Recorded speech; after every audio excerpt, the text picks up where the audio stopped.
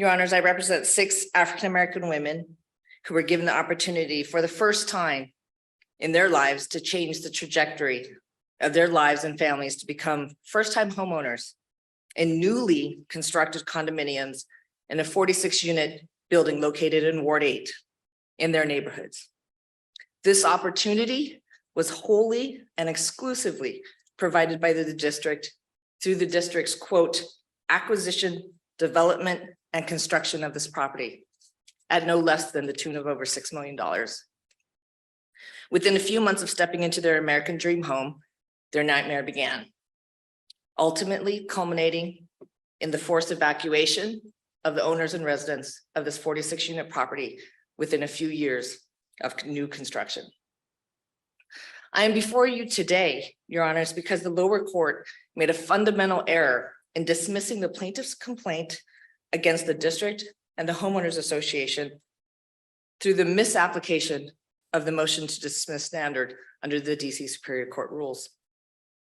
The plaintiffs sufficiently pled factual allegations that should have been accepted as true with the benefit of all references in its favor to state a claim for relief against both defendants here. There are 3 primary points I hope to make for you during the limited time I have before you today. 1, when nothing in the text or spirit of the CPPA, the Consumer Protection Act of the District of Columbia, or case precedent indicates that the district is immunized under the CPPA. When it decides, as it did here, to become a merchant engaged in unfair and deceptive trade practices related to a real estate transaction regarding these finite 46 community condominiums, it became a merchant under the CPPA. Ms. Joan, the merchant question is one that really interests me a great deal, but I first wanted to ask you about the threshold requirement of the notice provision under 12309, which requires parties suing the district to file notice in accordance with that statute. And that was not done here. And normally that would be almost an automatic disqualifier for the case going forward. Can you address that point here? Yes, Your Honor. Thank you for that question. Under 12309, the CPPA notice is not required. Under 12309, first of all, let me start with the premise that the District of Columbia never made this argument below. They argue it in their brief on appeal, but they never made that argument with respect to the CPPA, the HRA, which we all know does not apply, or any of the other arguments other than the negligence tort claims. It is our position that the 12309 notice provisions and requirements do not apply to the CPPA, and nor do the defendants provide any cases or support or statutory language that indicates that a statutory violation of CPPA would require a 12309 notice to the district. Alternatively, we believe that there was sufficient notice under 12309, but as a preliminary basis, Your Honor, there is no requirement to do so, and the district waived that argument by not making it below. The second point I am hoping to leave Your Honors with relates to the breach of contract claims. The plaintiffs are here as direct parties in a contract between themselves and the district at a minimum, or alternatively, as third-party beneficiaries. And the third issue is that the HRA is an effect statute, and the quote-unquote underserved communities that the district intended to serve were actually dealt with housing that was substandard. And the affordable housing in exchange for that, in exchange for the opportunity to live in affordable housing, they can no longer live in that housing, and it no longer is able to be fit for the purpose it was built. Taking you back to your first point, your opponents rely on on emergency legislation that was made sort of retroactively effective to 2016, that they say clarifies, if clarification was needed, that in the current setting, the activities of DC are not properly subject to CPPA claims. What's your response to that provision? Sure, Your Honor. The specific provision that they reference deals with the housing authority. In 2018, the CPPA was amended to include activities of landlords and tenants. And there was a case below where the housing authority was alleging that it was not subject to the landlord tenant provisions. And that emergency legislation that the government raises specifically deals with the landlord tenant issues related thereto and with the housing authority in particular. Well, I was just some of the language certainly does, but the last part of it says it has some language about it does apply to the DCHA and its capacity as a landlord. And then the last phrase is provided that this subsection shall not be construed to otherwise apply this chapter to the District of Columbia or any agency thereof. Is your point that that was a way of trying to make sure that it wasn't excluding this, it didn't narrow the pre-existing scope of the application of the CPPA to the district. It just made clear that this was a very limited increase and that the rest, it was not intended to increase anything further? Absolutely, Your Honor. And I think what the judge did in Snoder shows that, right? The judge in Snoder, jumping ahead a little bit, Your Honor, but the judge in Snoder made a very fact-specific inquiry as to what makes a merchant and what establishes a merchant. And in that case, the district was alleged to have engaged in indirect contracting arm of the state arguments regarding its towing services. And so the court in that case, had the issue been, hey, the district is not subject to the CPPA, it would have been very easy to say it doesn't apply. But I think the spirit and the text of the CPPA makes it very clear when you see throughout the statute that this is to be liberally construed, that all activities, that any consumers, that anything directly or indirectly related to the stream of commerce, it's quite wide, Your Honor. And if the legislature intended for the district to be excluded, they had ample opportunity to do so when they give very, very precise provisions related to the conduct that should be addressed, not particular entities at issue, but the conduct that makes one entity a merchant under the statute. What's the conduct that makes the district a merchant under the statute here? And I guess if you could tie it to the language in the statute that you rely on. Yes, Your Honor. The language, the conduct of the district in this case is the substandard housing that it provided. In the complaint by the plaintiffs, we specifically allege the unlawful and unfair provisions of the CPPA. Those are provisions 283904A, where they represent that goods or services have a source, sponsorship, etc. 283904D, where they represent that the goods, the real estate, the condominiums are of a particular standard, which we know that they're not because they're unlivable. 283904R, make or enforce unconscionable terms or provisions of sales or leases. 283904D, violate any provision of the Title 16 of the District of Columbia municipal regulations, which deal with construction and so forth. So, Your Honor, the activities that make the district the merchant, which is very unique in this case, is that the district decided that it was going to provide 46 units to eligible purchasers, quote unquote, to reserved units, quote unquote, that it required exclusively. Now, when you say the district was going to provide, the unfortunate circumstances are that the developer who built the houses is not involved in this lawsuit because they went bankrupt. And so, normally these claims would be against the developer for building and providing substandard construction and in the housing units. So how did the district provide the housing if you're tracking through the language of the statute? With all due respect, Your Honor, the general contractors in this case, River East and Stanton View, are bankrupt. And they are the ones that the district contracted and said, you shall provide, construct, acquire, and develop these properties on our behalf. And if you look at the contracts where the district entered into with River East and Stanton, the contracts that were attached as exhibits to the district's motion to dismiss, they actually indicate that it is the district who is, quote, acquiring, constructing, and developing. They are the ones that have the principal liability. Does this go here. more to the breach of contract claim in the complaint? that it's the district that is contracted with the developers or the general contractor. And therefore, the tenants or the owners of these housing units are third-party beneficiaries.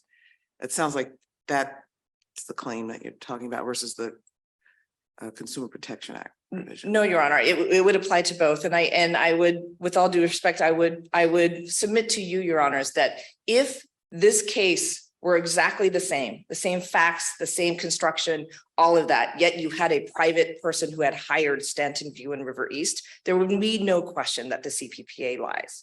Here, there is no distinction and difference. There should be no distinction and difference because the district entered into the stream of commerce by saying, listen, we're going to provide these condominiums. We're going to pay for it. We're going to exclusively decide who gets to live in all 46 units of this property. We're going to decide how long they have to live there. We're going to decide what their income requirements will be.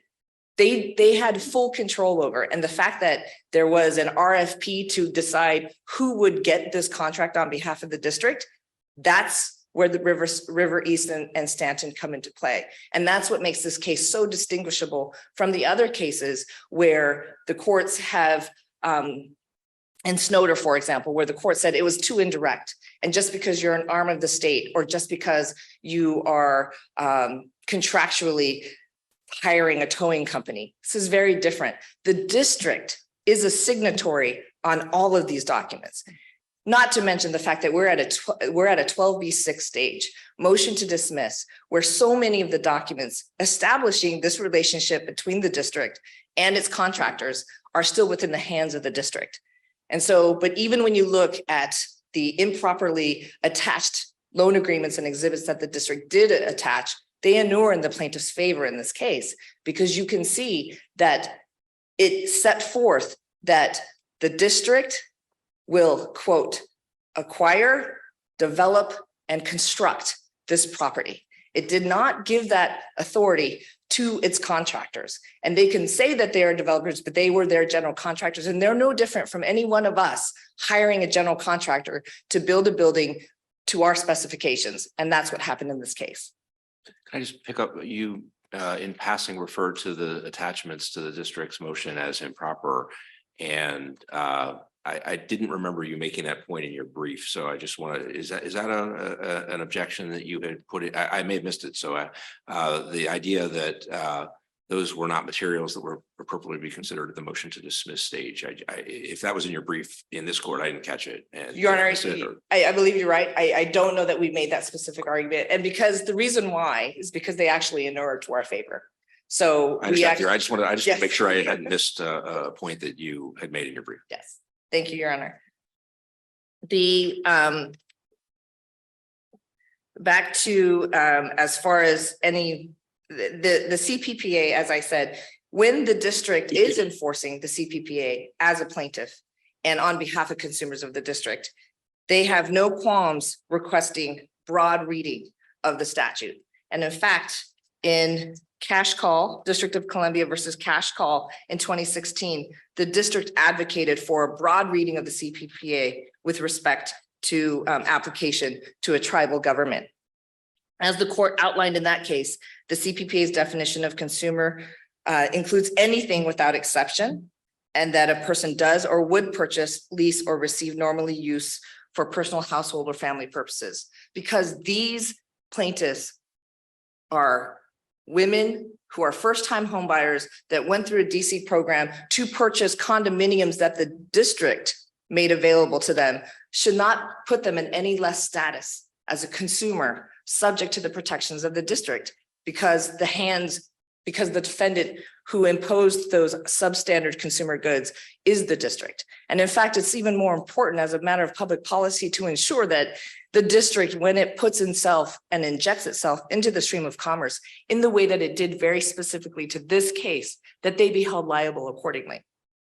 The court in that Cash Call went on to note that the CPPA's definition of goods and services includes any and all parts of the economic output of society at any stage or related or necessary point in the economic process. And it includes consumer credit. So at a minimum, we have credit here, which the defendants, which the district concedes, They are merely a lender. We, of course, argue that they did more than that, and they provided substandard housing and condominiums. But at a Can I ask minimum, you, on the theory that they're a lender, assuming for a moment that was the only respect in which they were a merchant, which I know is not your position, but if it were, are there allegations that what they did as a lender would, the agreement they entered into as a lender, or their conduct considered solely as a lender, would violate the CPPA substantively? I would say yes, Your Honor, under the cases, Synchrony Bank, a number of cases in the district regarding consumer lenders who are part of the process, who give lending in substandard housing or have other activity related to the unfair trade or practice, they have been held liable. So in the same vein, we would argue here that the fact that they contributed to this process by, in your scenario, giving a loan to basically have to be obligated to a substandard good or service to a property. And that's in fact the case here today, is that we have these plaintiffs who are obligated not only to the district, but they're obligated to their mortgage lenders as well for housing that they can't live in. Would you agree that some sort of mens rea would be required for that kind of liability? Or do you think that if I'm a bank and I loan money to someone who wants to purchase a home, and as it turns out, that home is, not habitable, I'm sort of strictly liable under the CPPA because I was complicit in a larger transaction as to which someone, maybe the person who was selling the home, had knowledge that would have meant that at least that person was behaving very poorly under the CPPA? Your Honor, first, there is no mens rea requirement under the statute. Secondly, all the cases where lenders and credit providers have been held subject to the CPPA have been held accordingly without a strict liability requirement.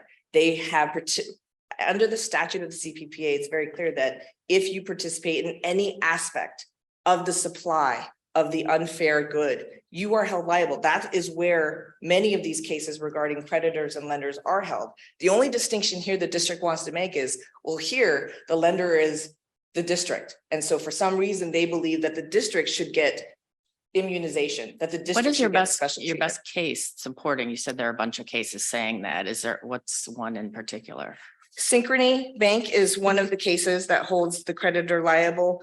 No mens rea and There is, it doesn't specifically state that there's no mens rea, but if you look at the CPPA, there is no mens rea requirement. If you inject these unfair goods, or if you are a part of the process, and the broad reading of the statute is certainly consistent with the no mens rea requirement. But if Synchrony is one, Your Honor, and I think the other one that is DeBerry versus First Government Mortgage, that's also cited by the District of Columbia cash call case, which is the one where the District of Columbia was the plaintiff in that case. I think when you look at those as well, that there is no mens rea requirement. And as long as you satisfy the conduct that is at issue under the CPPA, you are potentially liable. As a merchant? As a merchant, yes. So just to back up quickly to your response to Judge McLeese about the impact of the council's legislation. Yes. Your argument is that it was only intended to apply to the DC Housing Authority and not to the DC Office of Community Housing and Community Development, which is the district agency here that provided the loans. Yes, Your Honor, that legislation was very specifically introduced for the housing authority specifically as a separate independent entity of the government, quite frankly, and that it was specifically entered that legislation to cover landlord tenant issues. And so that statute, I will confess that the statute and the language that is introduced is not the best written because it refers to sections and subsections and that type of thing. But to be clear, this statute has been in existence since the 1970s.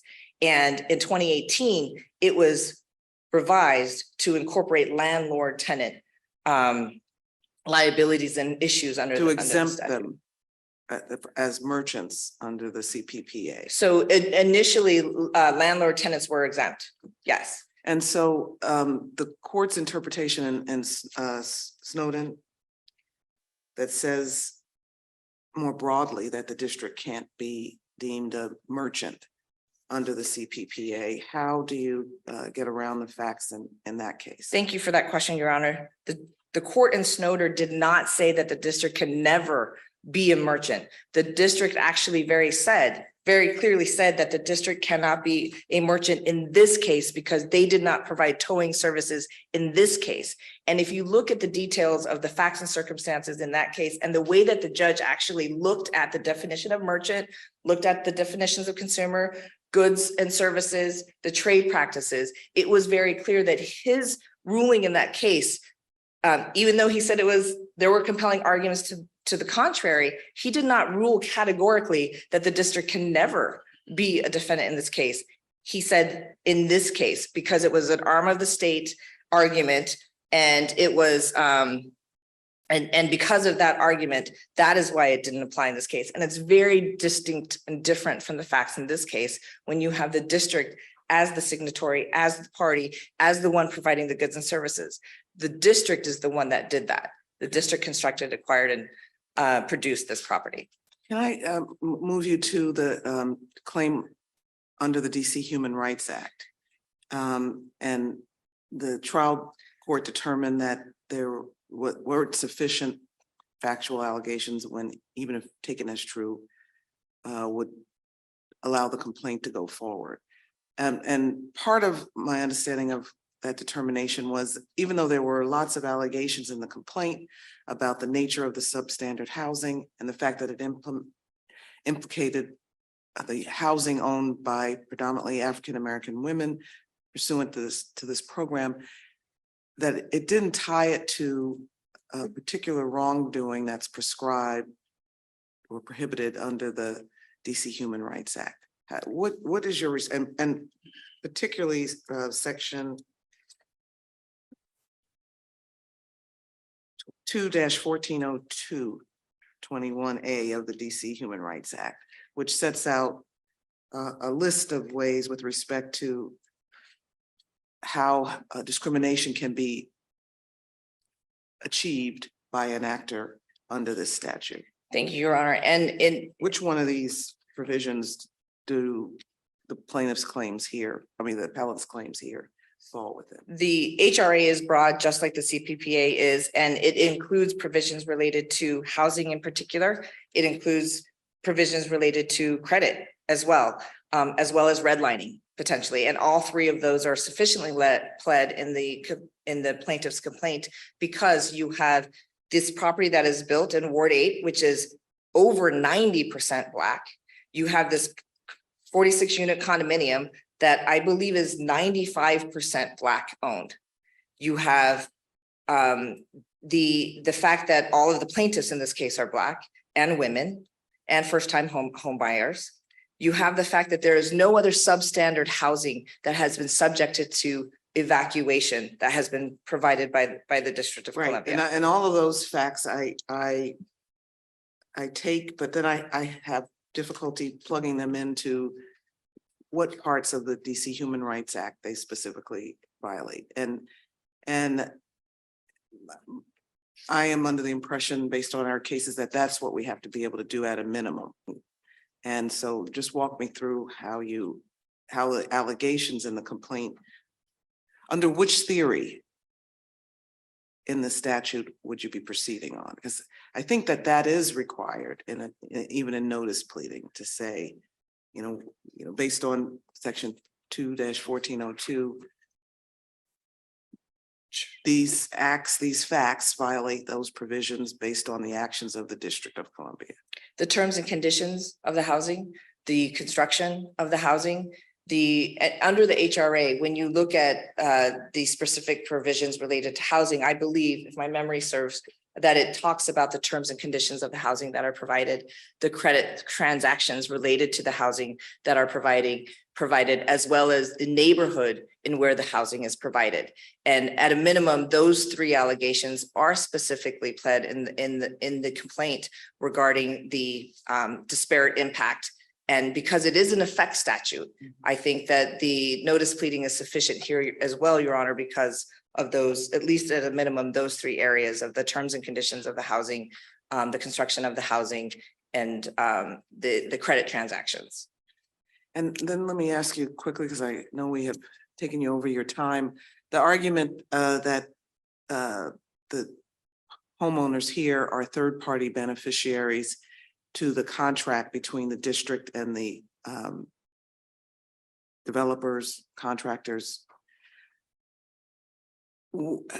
Explain how they are and how we get around the specific clause in the contract that says that they are not. Thank you for that question and the opportunity, Your Honor. First of all, they are direct parties. So the first argument that the plaintiffs and appellants make here is that they are direct parties with the District of Columbia. The exhibits that are attached to both the district's motion as well as the plaintiff's motion and briefs, you will see that in 2014, the district entered into contracts and agreements with River East and Stanton View regarding these HPTF units. And at that time, they were anticipated that these 46 units would be rental housing. And there's no question that after they were built, if they continued as rental housing, they would have become part of the inventory of the DC government as part of their affordable housing. What happened in 2017, again, unbeknownst to us, because we don't have the details of the provisions, but we do know from the exhibits that even the district and the plaintiffs introduced, in 2017, these units were for some reason converted into condominiums. And they were converted into condominiums, but what did not change was the district's exclusive authority to determine who would live in them, what their income requirements were, and so on and so forth. All those happened.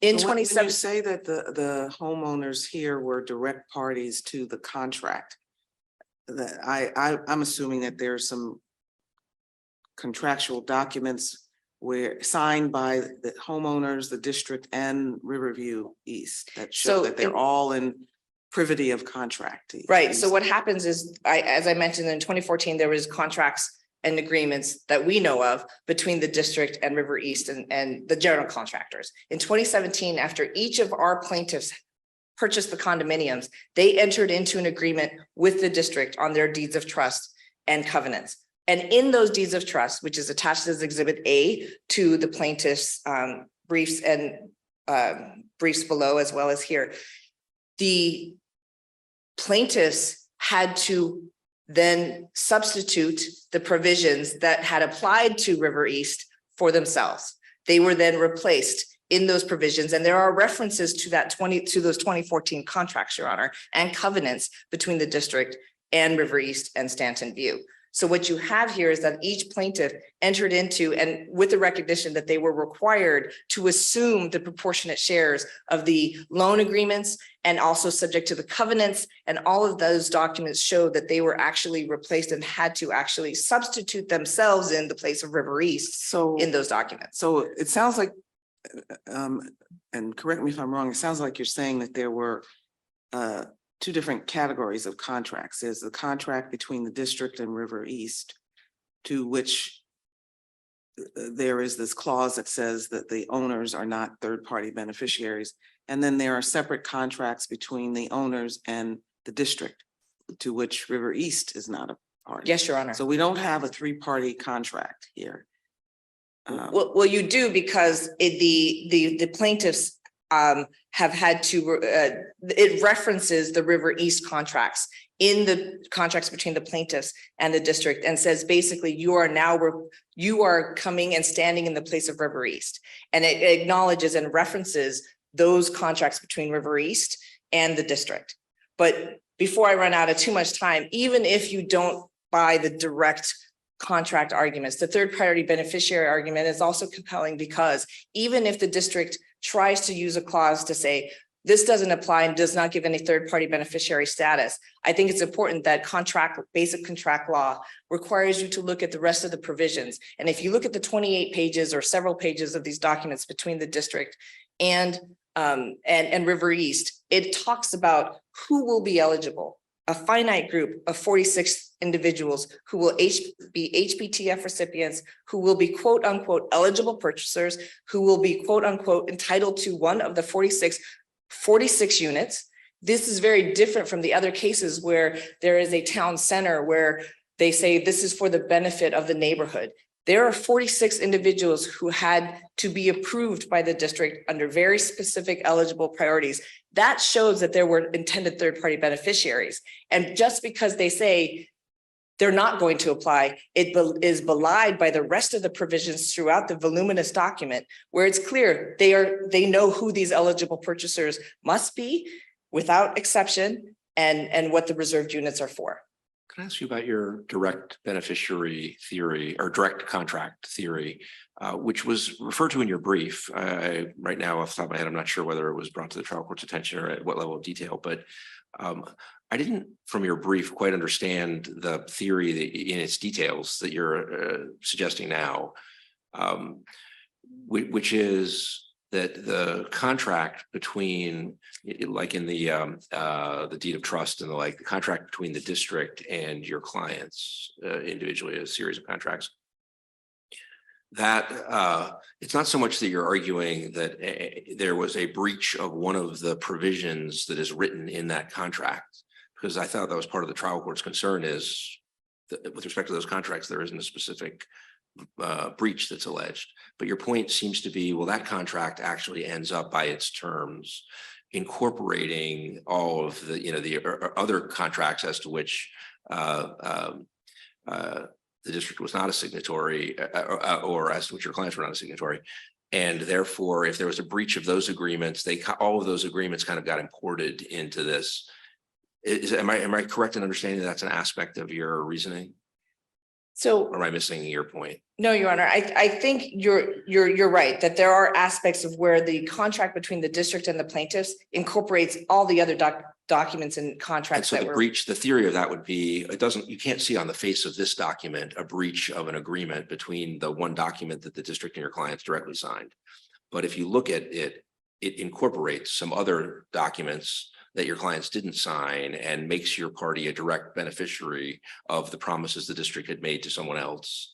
That's what I understood your argument today to be. And I didn't really understand that from your brief. Is that spelled out in the trial court or in your brief in some way? Because the trial court seemed to really not understand that you were making that point and instead say, look, that, I'm dismissing this breach of contract claim because I don't see a breach of the contract that the district signed, and the other contracts expressly disavow third-party beneficiary.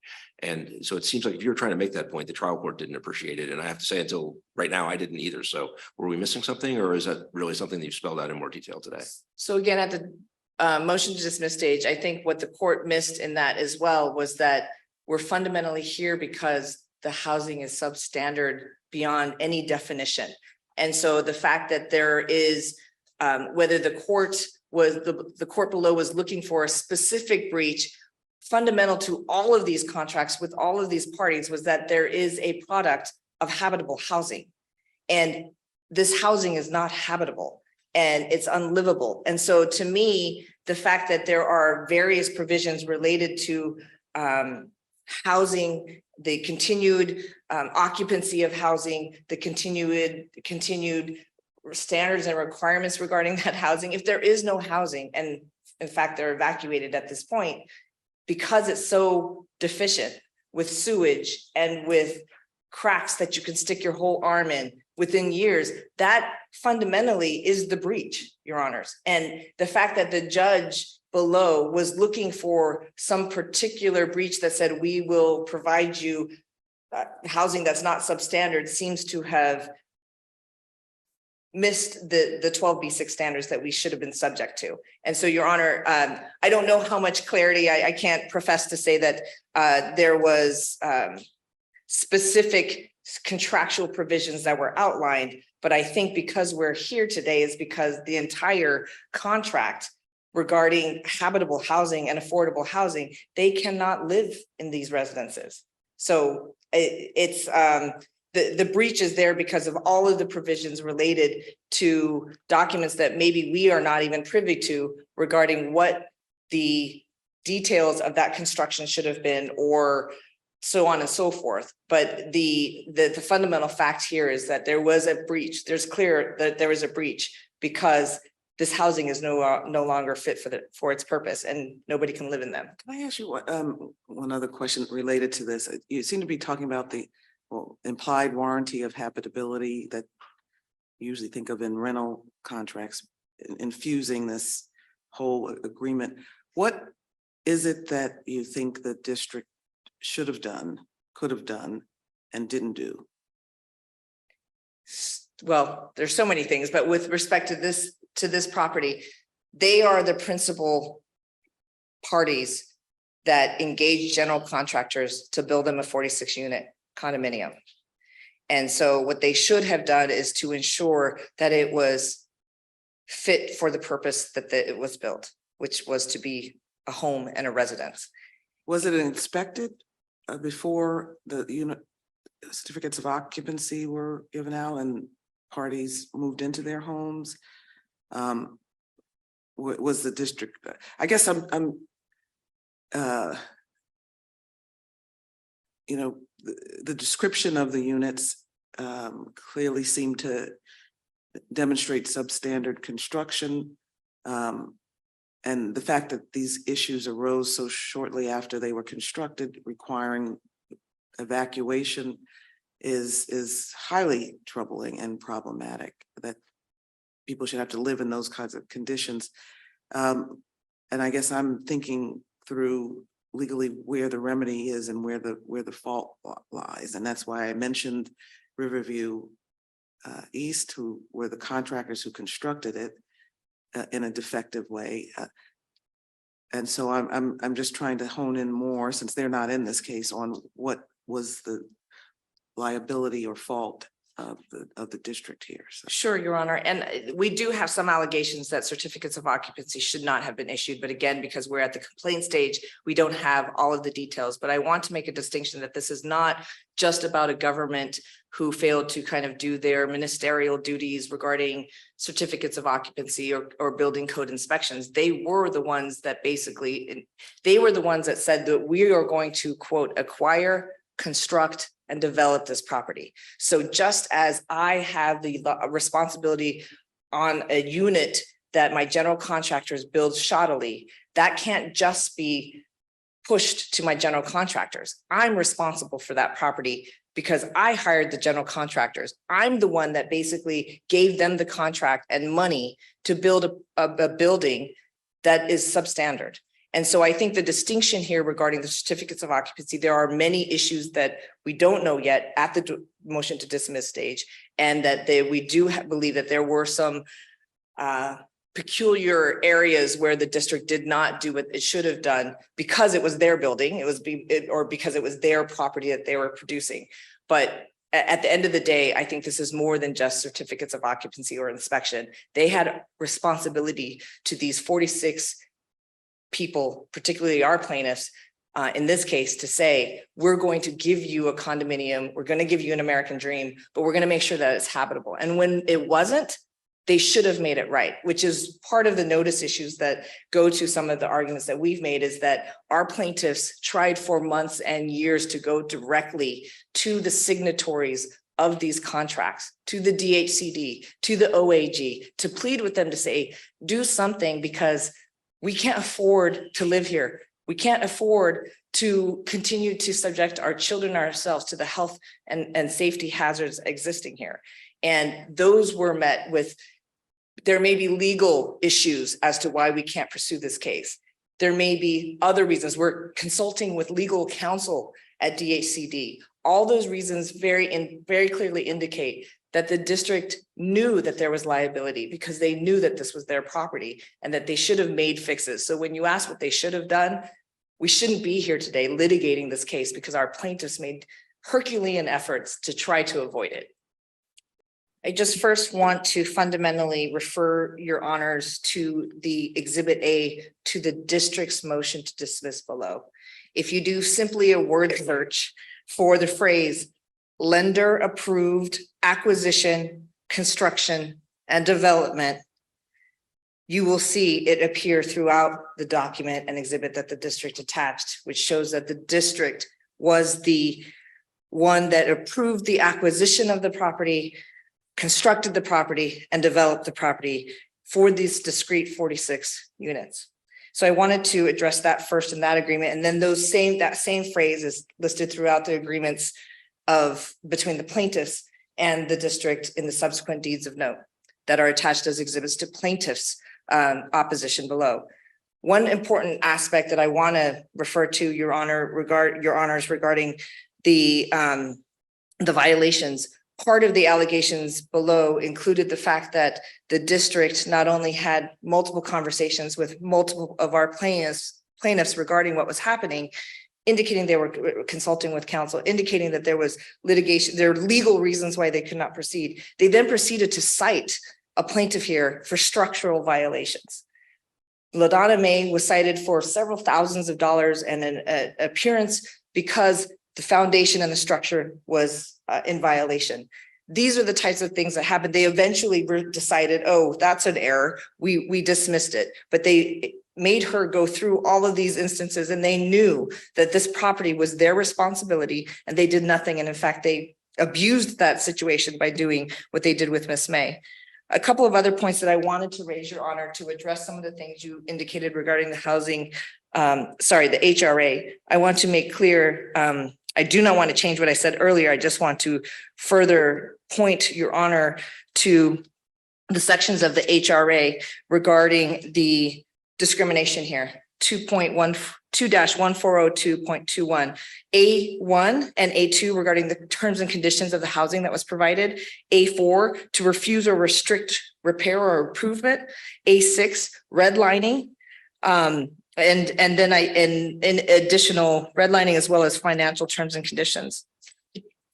Your Honor, a couple of other things I wanted to address is that Did you request to amend the complaint to add those particular provisions of the Human Rights Act? So, Your Honor, below we asked to amend, sought leave to amend should the court require, and I think it is in the section regarding the earlier, I believe the CPPA or a different section. Again, while we understand that there wasn't a specific request on each of the provisions, we did seek leave to amend if there was a deficiency in at least some portion of the complaint, and the court did not give us that opportunity. And I think comedy requires that the courts, if there is such a substantial issues as they were here, had he given the opportunity to amend, we would have done so and could do so now. But there was a reservation to amend, at least in some portions. Perhaps we didn't articulate that for every single potential failure that the court ruled against us, but we did seek that. And